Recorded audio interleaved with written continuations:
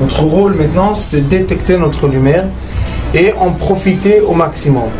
Et quand on a un plaisir ou un désir, la porte s'ouvre encore plus grand. Vous comprenez, c'est quoi la lumière? Lumière, amour. C'est pas important qui tu es, où tu es, comment tu es. Dieu t'aime. Bonjour à tous et à toutes, que Dieu vous bénisse, qu'on ait un très beau Shabbat fin de semaine. Regardez, quand les gens se sont entretués, quand les gens ont été idolâtres, quand les gens ont fait des choses interdites dans l'intimité, ils ont eu 70 ans d'exil. Quand on a appliqué malheureusement la haine gratuite, on est dans 2000 ans d'exil. Maintenant, qu'est-ce que ça veut dire la haine gratuite? La haine gratuite, c'est quelque chose qui existe dans chacun de nous, qui est une descendance, une cause de l'orgueil. C'est quoi l'orgueil? L'envie sans aucun mérite de être plus fort que son prochain. Quand est-ce que j'ai la haine gratuite? Quand je me permets de juger mon prochain, malgré que les sages disent ne juge jamais ton prochain jusqu'à quand que tu seras à sa place. Et comme chacun de nous ne sera jamais à la place de l'autre, donc on ne peut pas vraiment juger quelqu'un d'autre. Quand on est juge dans le tribunal civil ou le tribunal religieux, sachez qu'on dit aux juges, comme ils ne peuvent jamais savoir toute la vérité, on leur dit, toi, tu dois juger d'après les évidences qu'on te met devant tes yeux. Si quelqu'un a oublié un fait et cet oubli a emmené qu'il a été jugé de façon négative, c'est pas parce que le juge a eu tort, c'est parce qu'on n'a pas emmené devant le juge les bonnes choses pour que le juge juge de façon positive. On a eu un jugement négatif parce qu'on n'a pas exposé tous les faits qu'il fallait pour changer l'opinion du juge. Donc, même le juge dans un tribunal civil ou dans un tribunal religieux, il ne peut juger seulement d'après ce qu'il voit, d'après ce qu'il entend, et non pas avec l'esprit pur comme il y avait dans le temps du temple, les gens qui avaient un roi HaKodesh, ils avaient l'esprit divin et ils savaient des choses que les gens ne savent pas. Même à cette époque-là, on disait, le juge a seulement ce qu'il a en face de lui. Dit le Rambam, le Maïmoni, il dit comme ça, Bilchot Deot, le 5e chapitre, il dit, et que l'être humain a une interdiction de voir son prochain fauter. Écoutez bien ce qu'il dit. Il dit, Lo tire Adam bekalkelato. Ne vois personne, quand tu vois quelqu'un fauter, ferme tes yeux. C'est très contraire au monde dans lequel on vit, mais regardez que le monde dans lequel on vit, qui est le monde de la télécommunication, le monde des journaux, le monde que les journalistes ont tous les droits du monde d'exposer tout ce qu'ils veulent quand ils veulent, ces gens-là, si on va vraiment fouiller leur vie personnelle, ça ne sera pas ni de l'or ni des diamants, mais eux, leur travail, c'est d'aller chercher la faute de l'autre et l'exposer en public. Quel est le problème? Le problème, c'est que ça crée énormément de problèmes sociaux globaux. Vous voyez que la société occidentale, pendant les 50 dernières années, elle a perdu des bases très importantes, comme la base de la famille. Il y a de plus en plus de gens seuls qui ne veulent pas être une partie d'un noyau de famille. Il y a de plus en plus de pays qu'il y a la naissance négative. Ça veut dire que les gens ne veulent plus d'enfants.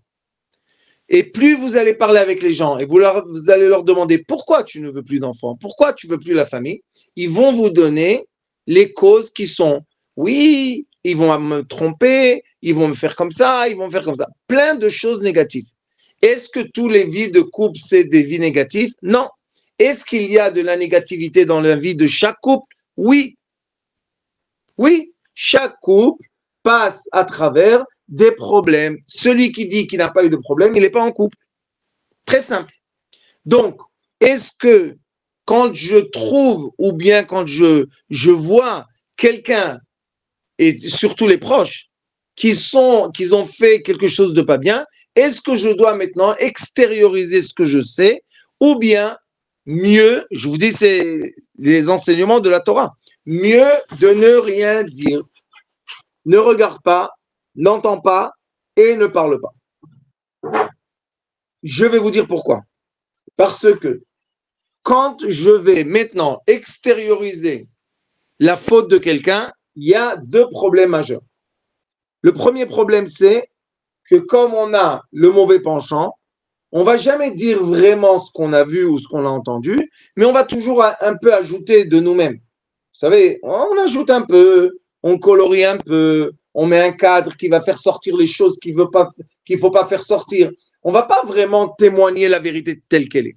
Alors déjà, on a un problème que ce qu'on dit n'est pas toujours la vérité. Deux, le deuxième problème est que la personne qu'on va parler sur elle, la réaction naturelle, s'il vous plaît, pas une réaction qu'on peut juger, mais la réaction naturelle de quelqu'un qui est attaqué est la défense. La réaction naturelle. La meilleure des défenses est l'attaque. Ça veut dire que maintenant, au lieu que la personne fasse un processus interne pour rectifier son comportement à l'intérieur avec du silence, la personne va justifier le comportement, va mentir sur le comportement et va attaquer les autres. Et ça s'appelle créer de la haine gratuite. Pourquoi la haine gratuite? Parce que tu n'as rien de ça. Tu vas rien gagner de ça. J'ai maintenant une histoire qui est venue. Baruch Hashem, tous les jours il y a des histoires. Et qu'est-ce qui s'est passé? Un couple s'est divorcé et maintenant le mari est parti chez la sœur pour que la sœur témoigne contre sa sœur des choses. Je parle aujourd'hui avec la sœur, je lui dis, dis-moi, disons que ton témoignage va être accepté dans le tribunal. Qu'est-ce que tu gagnes? Qu'est-ce que tu gagnes? Qu'est-ce que ça va améliorer ta vie? C'est ça le problème de la haine gratuite. Qu'est-ce que ça? Mais elle m'a fait. Je lui dis, elle t'a fait tout ce que tu as fait, mais ça a été fait. Maintenant, dans le futur, qu'est-ce que tu vas gagner? Qu'est-ce que tu vas gagner? Qu'est-ce qui va te donner la haine gratuite? À part les problèmes, qu'est-ce que ça va donner encore? Il m'a dit, je ne sais pas. Je lui dis, alors pourquoi tu fais? Parce que nous avons ce mauvais penchant, comme l'envie de l'orgueil et l'envie de la jalousie et l'envie du vol et l'envie du mensonge et tous les envies qui sont interdits dans la Torah. Pourquoi on les a? Parce que Dieu veut qu'on travaille dessus. Et le travail de la haine gratuite est un des travaux les plus profonds de l'être humain. Vous savez combien d'années on doit se taire, vraiment se taire, pour commencer à s'habituer à ne pas parler du mal des autres. Vous savez tous très bien l'interdiction qui s'appelle la lachon hara, parler malheureusement du mal d'une personne, c'est une interdiction qui tue. C'est pas une interdiction, bon, j'ai dit et c'est parti. Non, c'est une interdiction qui peut tuer les gens.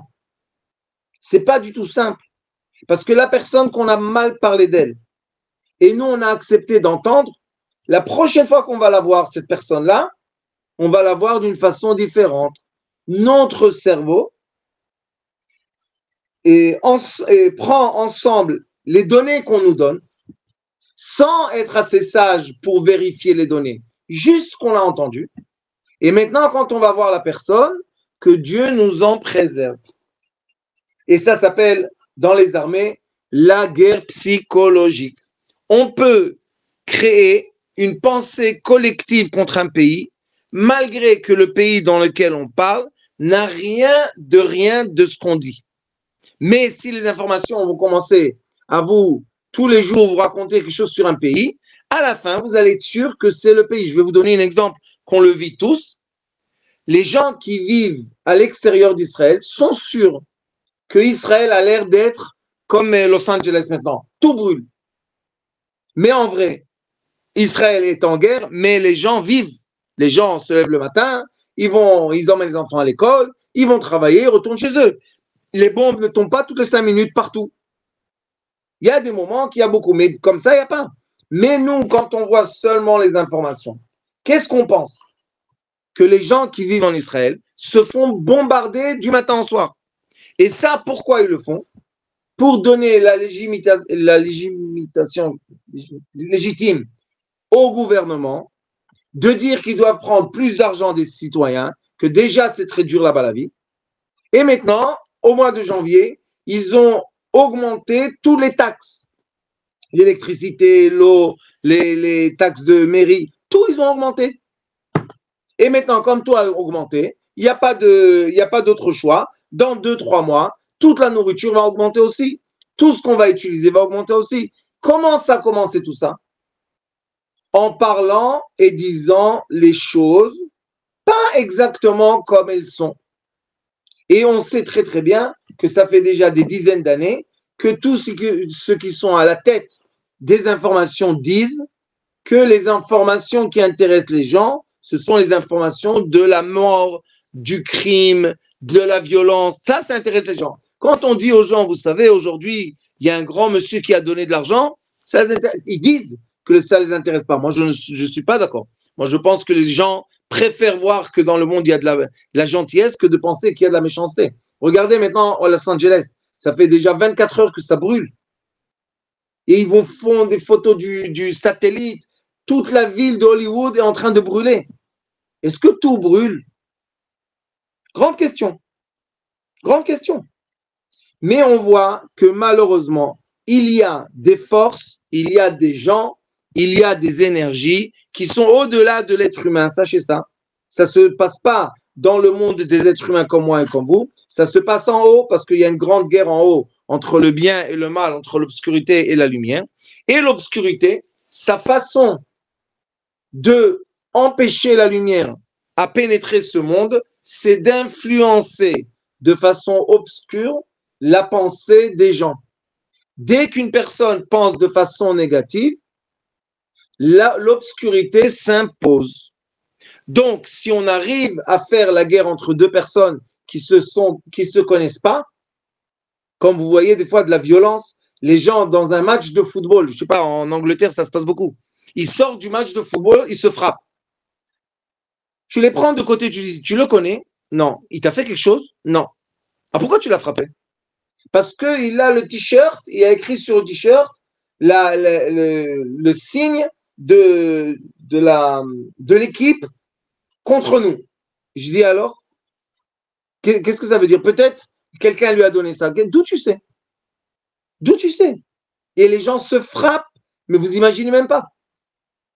Tu sais quelque chose? Non. Alors pourquoi tu l'as frappé? Pourquoi tu es parti à l'hôpital? Pourquoi tu es parti en prison? Qu'est-ce que tu as besoin de ça? Parce que ça s'appelle la haine gratuite. Et le problème de la haine gratuite, c'est que nous n'avons pas un élément qu'on peut arrêter. C'est quelque chose qui est dans la conscience de l'être humain. Ce n'est pas un vrai problème, puisque c'est gratuit, c'est de la haine gratuite, c'est des informations gratuites. Donc on n'a pas un témoignage. On ne peut pas dire je l'ai frappé parce qu'il m'a volé. Est-ce qu'il t'a volé? Non. Alors pourquoi tu l'as frappé? Parce que rien du tout. Pourquoi tu es arrivé toi? Et ça, c'est la réflexion qu'on doit avoir chacun de nous. Pourquoi nous, on accepte d'avoir dans nous la haine gratuite? Et ça, c'est un des travaux des midotes, comme on est dans le Sharik Doucha, dans le portail de la sainteté, les gens ne comprennent même pas. Ils veulent étudier les études de Kabbalah, les études du secret de la Torah, mais ils ne veulent pas rectifier leurs midotes. Une fois, j'avais une yeshiva de kabbalistes à Jérusalem. Et il y a un grand rabbin qui a envoyé quelqu'un chez moi, vraiment, un petit génie, un petit Google. Tout ce que tu lui poses question, hop, hop, tu récites par cœur. Bon, on a commencé à étudier. Moi, je ne sais pas étudier par cœur, j'approfondis. Et on étudie, on étudie. Et comme ça, après 2 semaines, 3 semaines, il s'est senti à l'aise, il a commencé à sympathiser. Après, il me dit, tu sais, Rav, j'ai besoin d'un conseil. Je dis, ok, quoi conseil? Il me dit, j'habite dans un immeuble, le voisin de l'autre façade de l'immeuble, qui est au-dessus, un étage au-dessous de moi, Il a construit un petit balcon. Et moi, je l'ai attaqué au tribunal. J'ai arrêté la construction du balcon. Et je veux qu'il me donne 25 000 dollars. Je lui ai dit, on peut faire le dessin de l'immeuble? Il m'a dit, oui, on a dessiné l'immeuble. Un, il est dans le côté nord et l'autre, il est dans le côté sud. Je lui ai dit, dis-moi, s'il sort 10 mètres, quel rapport avec toi? Il me dit, non, il va me payer. Je dis, pourquoi qu'il te paye? Il me dit, parce que je lui ai arrêté la construction. Je lui ai dit, tu comprends que tu étudies la Kabbalah et maintenant tu es en train de faire du mal à quelqu'un qui t'a rien fait. Il t'a rien fait. Le soleil n'arrive pas du tout de son côté. Alors pourquoi tu as fait ça? Il m'a dit, mais quoi? C'est logique, non? Je peux gagner de l'argent, pourquoi je ne gagne pas? Je lui ai dit, c'est pas gagner, c'est de voler l'argent. Je lui ai dit, maintenant, tu as pris toute l'étude de Kabbalah que tu sais, et par ce geste-là, tu as tout donné au côté négatif. Tout, tous les livres, toute la sagesse que tu as, maintenant tu es en train de donner au côté négatif. Il me dit pourquoi? Je lui dis parce que dans les livres du Ari Akadosh, il est écrit que c'est interdit de faire du mal à son prochain. Interdit. Pas oulaï, peut-être, sans faire exprès. Interdit. Et même si quelqu'un te vexe, tu dois te taire. Et seulement celui qui a la force de s'annuler, de ne pas réagir, de ne pas agrandir le problème, seulement lui peut commencer à rentrer dans le portail d'être humble et seulement lui peut commencer un peu à ressentir les sentiments qu'il faut avoir quand on étudie les secrets de la Torah. Les secrets de la Torah, c'est vrai qu'il y a beaucoup de mathématiques, c'est des lettres, c'est vrai. Mais est-ce que je saisis la chose de façon droite ou tordue? Ça dépend du cœur. Si mon cœur, malheureusement, est un cœur tordu d'après la Torah, je vais saisir l'étude de la Torah et surtout l'étude du secret de la Torah de façon tordue. Quel est le problème? Que quand je commence à me comporter de façon tordue, mais j'ai en moi de l'étude de la Torah, vous savez qu'est-ce qui se passe? Je suis très puissant.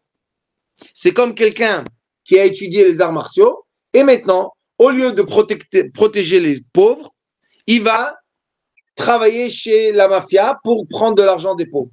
C'est la même personne. Il est fort, champion du monde, en je ne sais pas quoi. Maintenant, au lieu d'aller protéger ceux qu'on doit protéger, maintenant il va, avec sa force, la même force, il va aller leur prendre de l'argent par force. C'est la même chose. L'étude de la Torah, c'est une puissance mentale très, très, très, très forte.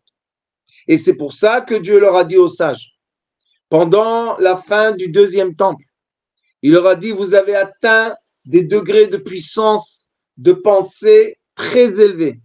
Mais avec la puissance de la pensée est venu le mauvais penchant. Et le mauvais penchant, quand il est venu, où il vous a attaqué? Il vous a attaqué dans la haine gratuite. Il a créé que vous allez haïr les gens jusqu'à dénoncer des gens, les mettre en prison, même les emmener à mourir, et vous ne savez même pas qui est la personne. Juste parce que si vous allez dire, ça va vous faire un peu, vous allez être la vedette de la journée. Mais après ça, qu'est-ce que vous allez être? Rien du tout. Pire que rien du tout. Vous allez créer quelqu'un dans le monde qui souffre et il ne devait pas souffrir. Tu étais la cause d'une souffrance qu'on n'en avait pas besoin. Et sachez qu'il est écrit dans les livres de Kabbalah que à Kadosh Baruch Hu, chaque heure, il y a un tribunal qui est dans le ciel et le tribunal pose une question. Est-ce que c'est bien que Dieu a créé le monde et les gens ou pas? Vous savez qu'est-ce qui se passe dans ce tribunal? C'est vraiment triste. Énormément de gens pleurent qu'ils ont été créés. Pleurent. Dommage que je suis né. Dommage. Je voulais pas. Regarde comment je souffre. Regarde. Vous allez penser, vous allez regarder ces gens-là et vous allez vous dire quelle est leur vraie souffrance. Vous allez voir l'injustice est la vraie souffrance. Quand quelqu'un il perd de l'argent parce qu'il a mal investi, il ne souffre pas tellement quand quelqu'un on lui a volé son argent. Quand quelqu'un quitte sa femme ou son mari parce qu'ils ne s'entendent pas, parce qu'ils ont des écarts de pensée, bon, chacun va dans son chemin. Mais quand malheureusement, il y a quelqu'un qui est rentré entre eux et qui a été la cause de la séparation, la personne souffre toute sa vie. Donc, il faut savoir que la haine gratuite crée la souffrance. Et dans le tribunal céleste, vous savez, comme l'incendie qu'il y a maintenant en Los Angeles, et il y a quelques mois, si vous vous rappelez, à Miami, il y avait là-bas les tempêtes qui ont renversé des maisons entières. Ne pensez pas que ça vient par hasard. Ça vient parce que les gens demandent. Ils demandent, ils ne sont pas contents de la création. Et pourquoi ils ne sont pas contents de la création? Parce qu'ils vivent de l'injustice. Et plus on va nourrir l'injustice, surtout sur les réseaux sociaux que c'est devenu, vraiment, plus personne a un frein. Les gens écrivent ce qu'ils veulent, sur ce qu'ils veulent, sans même chercher une vérité. Rien du tout. Tu écris, tu envoies, qu'est-ce qui se passe? Ça va. Mais ça, les gens qu'on a écrit sur eux, pas tout le monde est fort, pas tout le monde est capable. Et la majorité, qu'est-ce qu'ils font? Ça les tue.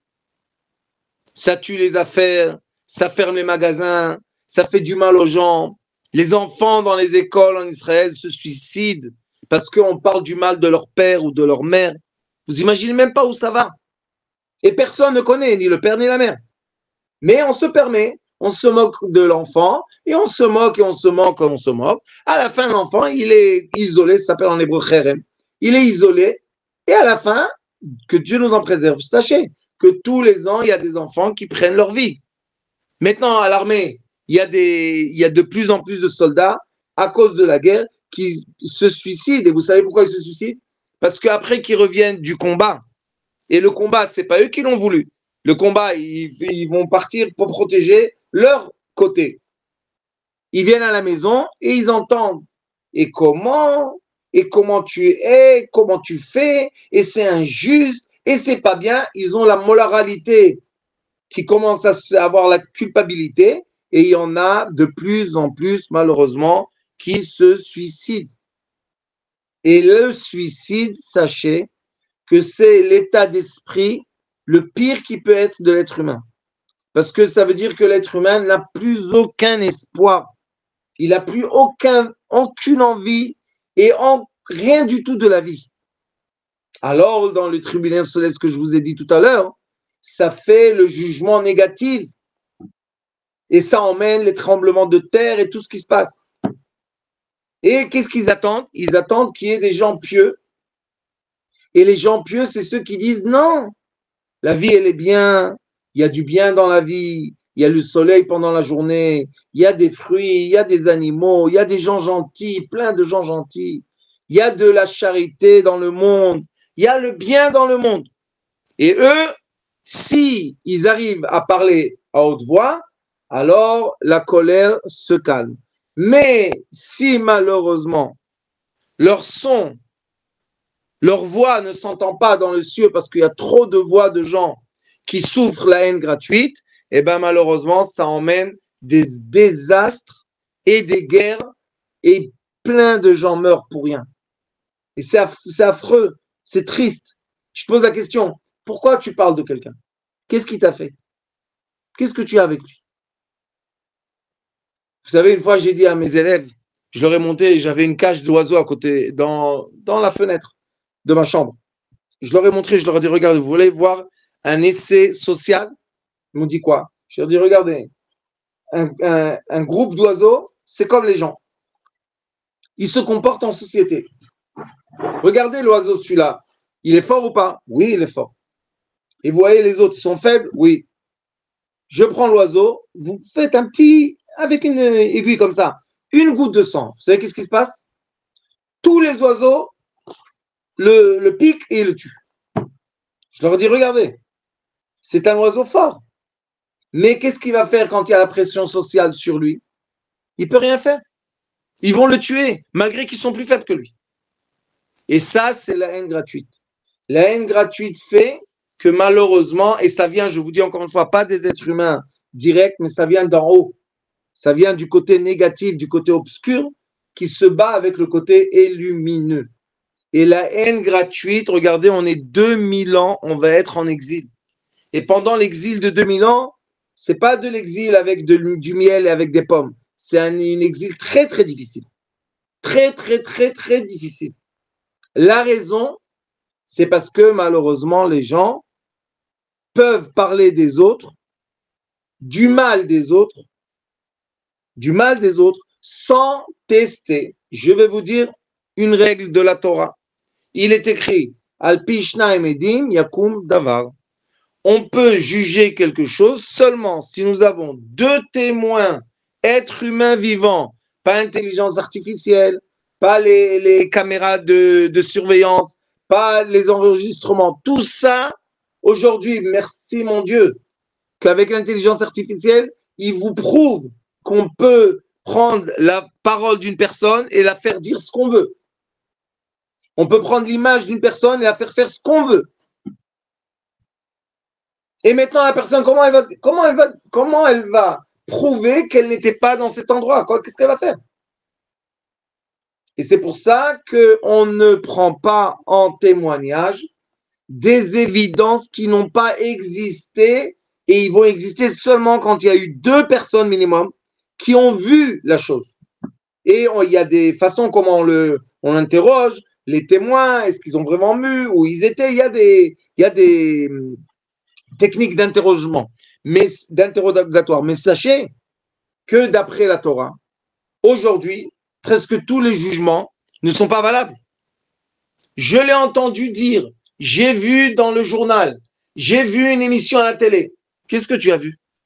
Et même moi, j'ai raconté à mes enfants, avant-hier, je leur ai dit, vous savez que quand il y a 15 ans, quand ils m'ont fait ce qu'ils m'ont fait, c'est fou là. Ils ont mis des photos de quelqu'un avec un costume de rabbin, comme moi, et ils ont mis le menottes. Le visage, ils n'ont pas mis. Alors les gens, ils m'ont dit, quoi, Raph, t'étais à la police, t'étais arrêté? Je dis, jamais de ma vie, j'ai eu les menottes sur les mains. Comment tu n'as jamais eu les menottes sur les mains? J'ai dit, moi, jamais mes mains ont eu de menottes. Bon, Hachem. Ils m'ont dit, mais on t'a vu. J'ai dit, montre-moi l'image. Ils vous emmènent la photo. Qu'est-ce qu'on voit? Le nom de la personne, oui, mais on voit seulement le corps, on ne voit pas le visage de la personne. Je lui ai dit, d'où tu sais que c'est moi? Il m'a dit, mais c'est écrit, vous avez compris. Et ça crée de la haine gratuite à un stade, je l'ai vécu plus d'une fois dans ma vie, que les gens sont capables de vous agresser malgré qu'ils ne vous connaissent même pas. Ils ne vous connaissent même pas. Peut-être c'est moi celui qui est ta mère. Peut-être c'est moi celui qui est ton fils. Pourquoi tu m'agresses? Tu ne me connais pas. Parce que c'est une force qui existe dans l'univers. C'est une des forces qui met en équilibre le bien. Et c'est pour ça qu'on a passé maintenant la fête de Hanouka. C'était la fête des petites bougies qui éclairent beaucoup d'obscurité. Ça veut dire que la relation entre l'obscurité et la lumière, c'est qu'il y a très peu de lumière qui tiennent beaucoup, beaucoup d'obscurité. Et on doit se positionner du côté lumineux et non pas être dans la foule obscure. Et comment on peut travailler ça? Je vous donne un conseil, ceux qui sont capables. Il faut faire le jeûne de la parole.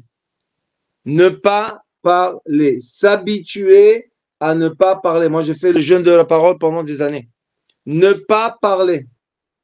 Et quand tu commences à t'habituer toutes les semaines de faire le jeûne de la parole, quand tu veux parler, tu as un frein, quelque chose te freine et tu ne parles pas. Et quand tu ne parles pas, Baruch Hashem, tu n'as pas créé quelque chose, tu n'as pas envoyé une boule de neige que tu sais comment elle a commencé, toute petite. Mais en bas de la montagne, tu ne sais pas comment elle va arriver. Quelle grandeur sera cette parole que tu as dit inutile. Une parole qu'il ne fallait pas dire, que ça servit à rien du tout. Et combien de gens souffrent de ça? Et quand ils souffrent de ça, pourquoi ils ne veulent plus la vie? Parce que tu ne peux pas te défendre de ça. Tu n'as rien à dire. Qu'est-ce que tu vas dire? C'est faux. Qu'est-ce qui est faux? Tout le monde le sait. Vous connaissez ça? On vous dit, mais tout le monde le sait. Qu'est-ce que vous savez? Qu'est-ce que vous savez? Vous dites que j'étais à Paris, voilà mon passeport. J'étais en Israël. Ben, c'est facile aujourd'hui. Tu as fait le passeport. Je dis, comment je fais le passeport tout seul? Arrête, non, ben, non. Tu as fait en sorte qu'on pense que tu peux pas t'en sortir.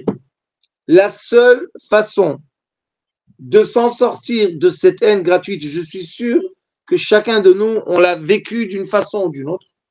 La seule façon, c'est de se taire. Quand on t'attaque, quand on dit des choses, je ne sais pas si Gila est là, la pauvre Elina, ils font avec moi le stage pratique de ça. On ne dit rien. Le rabbin, on ne dit rien. Mais pourquoi tu dis rien? Parce que si tu dis un mot, la boule de neige, elle commence à tomber. Mais si tu dis rien, il n'y a pas de deux côtés, c'est fini. Ah, est-ce que ça énerve pas que les gens parlent de toi des choses qui n'existent pas? Non. Il faut savoir et il faut étudier le comportement de l'être humain, ce qu'on enseigne à l'école CTA, et on étudie la structure de l'être, et c'est comme ça qu'on comprend que l'être humain a une certaine structure, et maintenant Dieu lui a donné le libre arbitre de choisir de se taire, ou bien de choisir de parler. Si tu as parlé, tu as commencé à dégringoler une petite boule de neige et tu ne sais pas qu'est-ce qu'elle va faire quand elle va arriver en bas. Si tu as décidé de te taire, tu as le libre arbitre de te taire, qu'est-ce qui se passe? La boule de neige, elle ne commence pas à tomber. Et c'est pour ça que les sages ont dit Olam Omed al Bolmav. La raison pour laquelle le monde tient et se détruit pas, regardez les feux qu'il y a, les tsunamis, les tremblements de terre, vous voyez, ça fait des années que le monde n'arrête pas d'exploser de l'intérieur. Alors pourquoi ça n'explose pas définitivement? Parce qu'il y a encore des gens, et il y aura toujours des gens, qui ont compris le danger de la parole inutile et ils se taisent.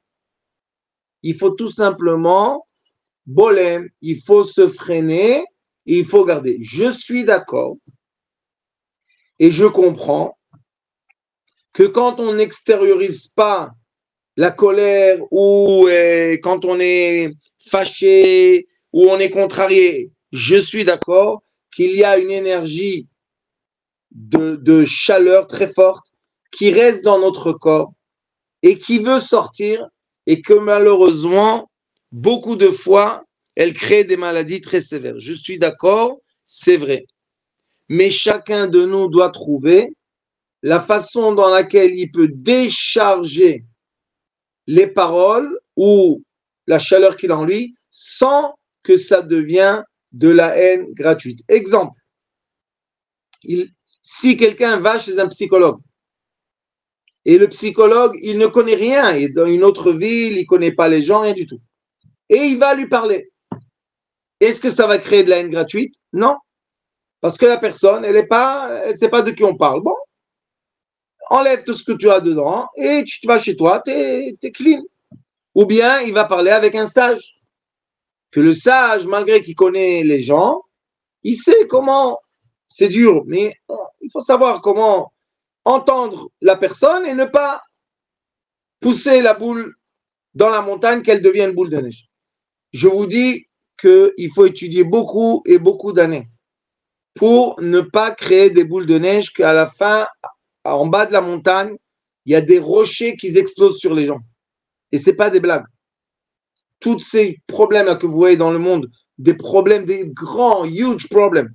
De quoi? Que la nature est en train de ne plus supporter, c'est parce que malheureusement, il y a beaucoup de haine gratuite et la haine gratuite qui est permise. C'est la haine gratuite que, ça y est, aujourd'hui, tu fais shaming sur ce que tu veux. J'ai une famille qui est venue au Portugal, ils se sont sauvés d'Israël. Vous savez pourquoi? Parce que la femme de la famille était institutrice à l'école et je ne sais pas qu'est-ce qu'elle a eu. Elle s'est accrochée avec un élève parce qu'il ne lui a pas donné la note qu'il a voulu. Il a menacé Elle a dit, monsieur, tu connais pas la matière. Comment? Ah, comme ça, pas de problème. Qu'est-ce qu'il a fait le jeune? Il est parti dans son ordinateur, truc artificiel, il a pris la photo du visage de la femme, et vous comprenez tout ça, ce qu'il a fait avec. Il a diffusé dans toute l'école. Elle ne pouvait pas sortir de chez elle. Vous savez ce que ça veut dire? Son mari, il a voulu la tuer. Elle dit, mais moi, c'est pas moi. Comment c'est pas toi? Voilà, c'est toi. D'où tu sais que c'est elle? J'ai vu. Qu'est-ce que tu as vu? Une photo qui a été composée par un ordinateur. Ça, c'est un témoignage. C'est pas un témoignage. Alors, qu'est-ce qu'il a fait? Il a pris sa femme et sa famille, ils sont venus au Portugal se cacher. Et depuis, ils ont un traumatisme. Interdit de photographier la famille. Interdit. Ils n'acceptent pas. Ils ont peur. Est-ce qu'ils ont raison? Oui. Qu'est-ce qu'ils pouvaient faire à l'enfant? Aucune preuve. Il a fait passer par des sites, pas des trucs. On ne pouvait pas trouver la trace de l'enfant. Mais la vie d'une famille entière, c'est presque détruite. Donc, on doit faire très, très attention. Et je vous dis encore une fois, la solution d'arrêter la haine gratuite, c'est le silence. C'est la seule vraie solution. Il ne faut pas réagir, il ne faut rien dire, il faut se taire. Et des fois, je vous comprends pourquoi moi je dois partir, c'est pas moi qui a fait. Vous avez raison. Mais si on va se battre, on va créer beaucoup de dégâts. Et si on va partir, ça veut dire que la main de Dieu veut qu'on quitte l'endroit où on est et on aille dans un autre endroit. Comme Dieu a fait avec Abraham, il lui a dit, pars de chez Nimrod, comme Dieu a fait avec Moshe, il l'a enlevé de sa maison, de sa propre mère, bébé, comme Hachem il a fait avec, comment il s'appelle, Yosef le Tzaddik, comme il a fait avec David Amelech, le roi David, beaucoup de grandes personnalités que vous allez trouver dans la Bible et dans la vie, vous allez voir que ce sont des gens qu'au début de leur vie, malheureusement, ils ont subi la haine gratuite, mais ils ont décidé de s'en aller, de ne pas se battre avec le vent et avec les démons qui n'existent pas. Alors, on est aujourd'hui dans le jour qu'il y a la mémoire du commencement de la destruction du deuxième temple qui nous a mis le monde entier. Parce que le temple n'était pas pour les Juifs. Les Juifs étaient les serviteurs, mais le temple était là pour l'humanité. Ceux qui n'ont pas compris ça, il faut bien étudier les livres. Le temple est là pour l'humanité. Et malheureusement, l'humanité a détruit, s'est auto-détruit le temple. Et maintenant, ça fait 1955 ans qu'on est dans cet exil, que tous les gens, même les juifs ou non-juifs, aujourd'hui, les gens disent la seule solution de s'en sortir, c'est qu'ils viennent à Messie et que le monde redevienne un peu normal. Jusqu'à quand il va venir, on doit essayer de passer entre les gouttes dans cette période qui est une période pas facile du tout. Mais la raison pourquoi elle n'est pas facile, c'est pas parce que la nature a changé. La nature n'a pas changé. Vous allez dans les forêts, il y a les mêmes arbres. La façon pourquoi maintenant on est dans une période pas facile, parce que les êtres humains se permettent de plus en plus de faire du mal aux autres. Vous savez combien de profils Instagram et Facebook n'existent pas? Vous imaginez même pas. On parle avec des choses qui n'existent pas. Mais la chose qui t'a attrapé pour parler avec elle, elle commence à t'enregistrer. Maintenant, va dire que tu n'as pas parlé. Va dire. À qui tu vas dire? Donc, il faut faire très, très attention. Je vous donne un conseil que moi, je fais tous les jours. Tous les jours, j'efface mon téléphone. Tous les jours.